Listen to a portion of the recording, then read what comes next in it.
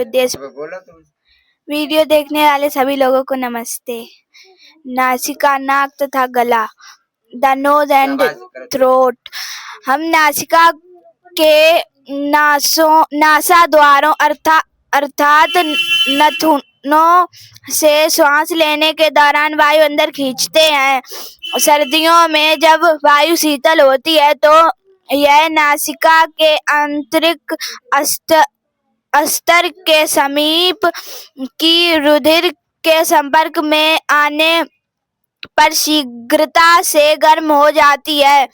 इस समय नासिका में उपस्थित श्लेष्मा वायु को आर्द्र नम कर देती है। अंत में नासिका के रोम, सूक्ष्म घने बाल, वायु में उपस्थित धूल कणों तथा सूक्ष्म कीटाणुओं को श्वसन तंत्र के अंदर प्रवेश करने से रोकते हैं। इस प्रकार नथुनों से होकर गुजरने वाली वायु शुद्ध हो जाती है। यही कारण है कि आपको अपने मुख से श्वास नहीं लेना चाहिए, अपितु नासिका से ही श्वास लेना चाहिए, क्योंकि दूषित वायु स्वास्थ्य के लिए हानिकारक हो सकती है। कभी कभी रोके गए धूल आदि के दूषित कण आपकी नासिका को उत्तेजित अर्थात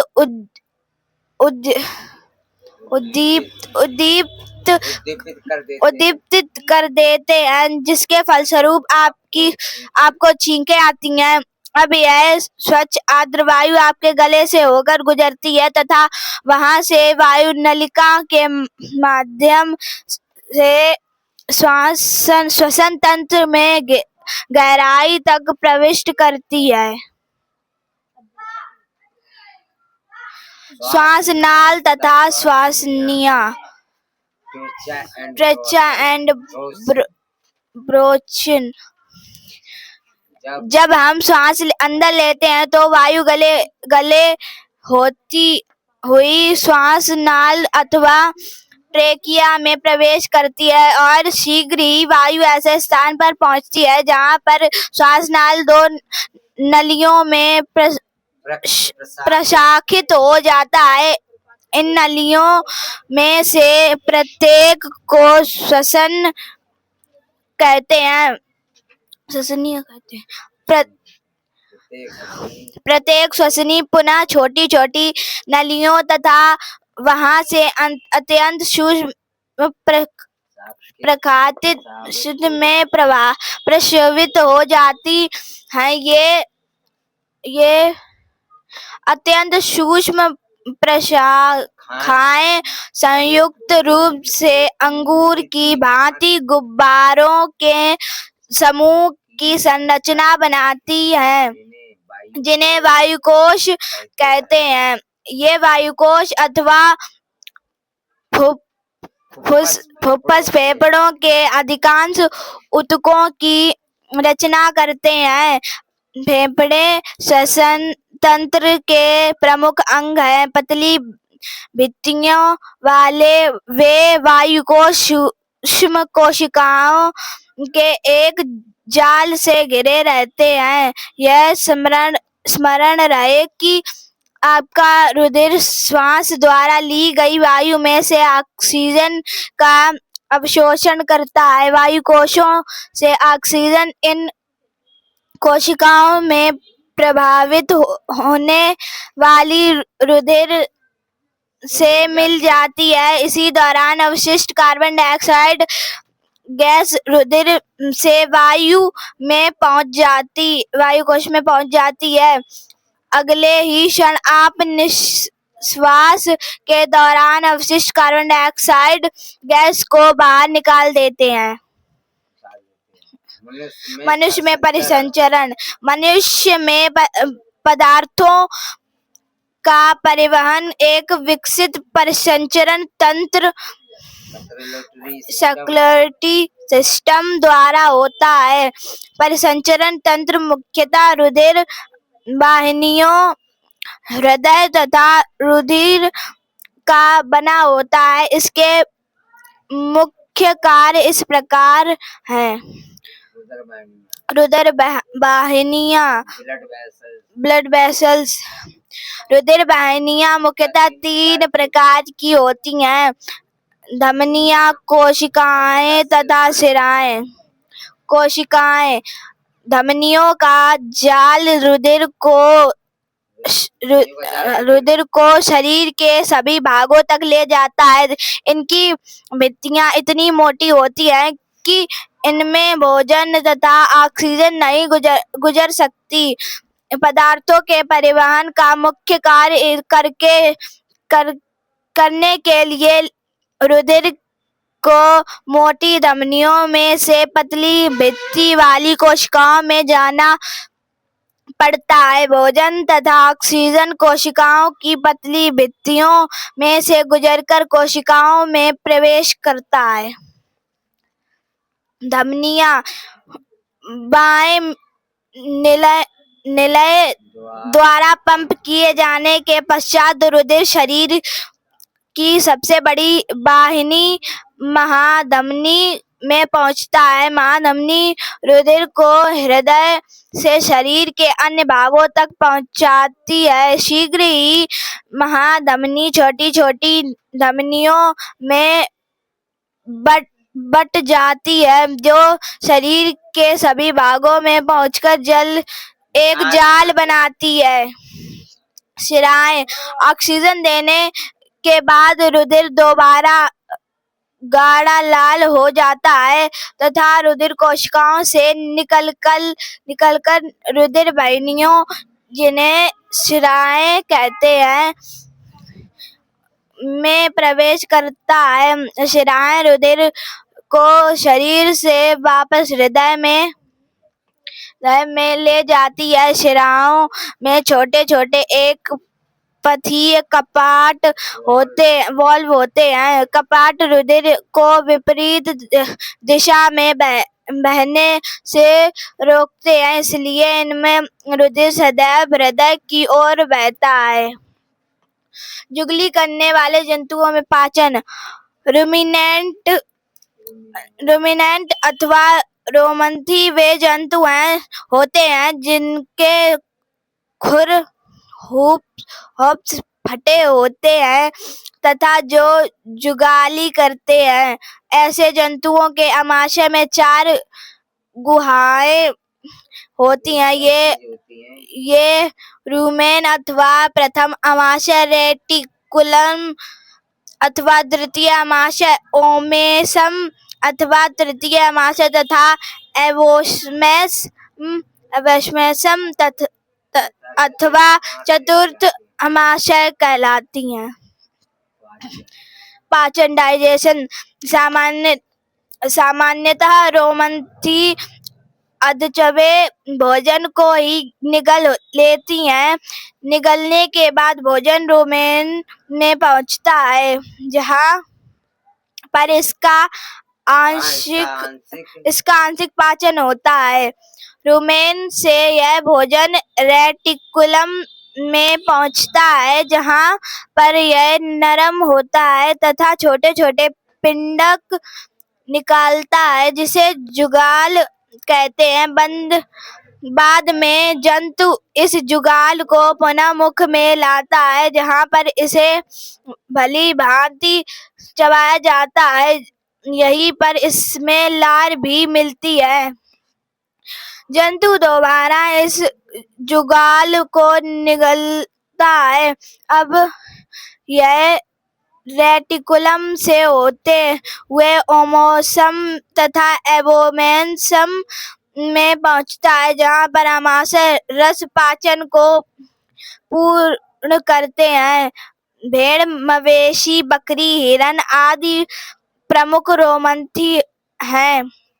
पाचन तंत्र की यह सामान्य व्यवस्था रोमंथियों में पादप कोशिकाओं के सेल्यूलोज के पाचन के लिए एक अनुकूलन है।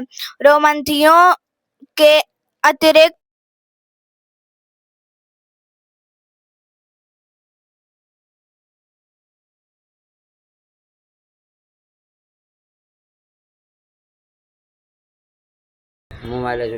रोमन्थियों में सेल्यूलोज का पाचन उनके आमाशय में उपस्थित जीवाणुओं तथा प्रोटोजोआ द्वारा होता है। दांतों के प्रकार। दांत अधिकांश कशेरुकियों के जबड़ों में पाई जाने वाली कठोर हड्डीनुमा ग्रंथियां होती हैं। इनका कार्य होता है भोजन को काटना तथा चबाना होता है। कई जंतु दांतों का प्रयोग शिकार करने के लिए हथियार के रूप में भी करते हैं।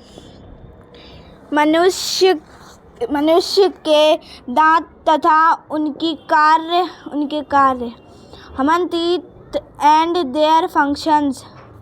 एक वयस्क मनुष्य के सामान्यतः 32 दांत यानी प्रत्येक जबड़े में 16 दांत होते हैं। मुख्यतः 4 प्रकार के दांत होते हैं जो आकार तथा रूप में प्रयोग के अनुसार भिन्न भिन्न होते हैं। 8 कृंतक प्रत्येक जबड़े में 4 होते हैं। ये हमारे अग्र दांत होते हैं जो नुकीले दांत तथा आकार को टुकड़ों में काटने के लिए प्रयुक्त होते हैं। उनके पीछे 4 रदनक दांत होते हैं। ऊपर तथा नीचे दोनों तरफ ये एक आहार मुख्यतः मांस को चीरने तथा फाड़ने के लिए प्रयुक्त किए जाते हैं। कृंतक तथा रदनक का मुख्य कार्य मुख में आए आहार को छोटे टुकड़ों में तोड़ना है। अन्य दांत अग्रचर्वणक तथा चर्वणक का कार्य इन टुकड़ों को चबाना होता है। यह वयस्क व्यक्ति के मुख में 8 अग्रचर्वणक तथा 12 चर्वणक दांत होते हैं। अग्रचर्वणक दांत चर्वणक दांतों से छोटे होते हैं। दांत की संरचना। दांत आकार तथा रूप में भिन्न भिन्न होते हैं परंतु सभी दांतों की आंतरिक संरचना समान होती है। दांत का वह भाग जो मसूड़े के ऊपर पाया जाता है क्राउन कहलाता है। जो भाग मसूड़ों में धंसा रहता है तथा गर्त में मसूड़ों की हड्डी तक पहुंचता है उसे मूल कहते हैं। दांत एक कठोर पदार्थ का बना होता है जिसे डेंटाइज कहते हैं। इसके अंदर एक गुहा पाई जाती है जिसमें वाहिनियां तथा तंत्रिकाएं पाई जाती हैं। इसे गोत्र गुहा कहते हैं। कान के ऊपर एक कठोर कवच पाया जाता है जिसे इनेमल कहते हैं। लेकिन मूल के चारों तरफ सीमेंट की परत पाई जाती है जो दांत को मसूड़ों में सही स्थान पर बनाए रखती है। दंताशय